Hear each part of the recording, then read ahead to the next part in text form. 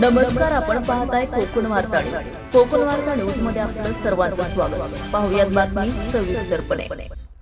पंढरपूर शहरात नगरपालिकेने शहरी बस सेवा सुरू करावी अशी मागणी पत्रकार भारत कवितके यांनी केली आहे. सध्या पंढरपूर शहराच्या कक्षा फारच विस्तारित झाल्या आहेत.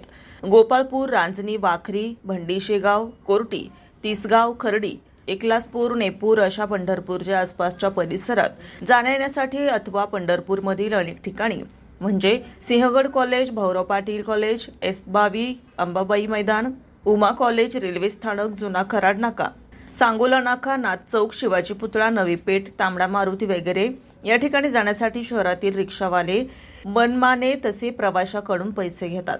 रिक्षाशिवाय पर्याय नसल्याने प्रवाशांना मोठा आर्थिक भुर्दंड सहन करावा लागतो. सन 1977-88 साली पंढरपूर नगरपालिकेने शहरी बस सेवा सुरू केली होती, परंतु प्रवासी वर्गाने पुरेसा साथ दिला नाही.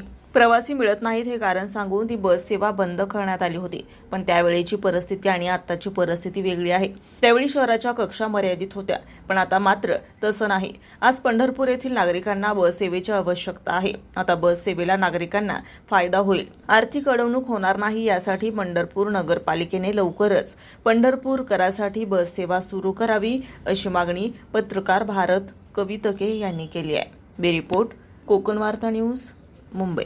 ताज्या बातम्या आणि नवनवीन घडामोडी पाहण्यासाठी आजच आमच्या कोकण वार्ता न्यूज चॅनलला लाईक करा, सबस्क्राईब करा आणि बेल आयकॉन प्रेस करा आणि पाहत रहा कोकण वार्ता न्यूज.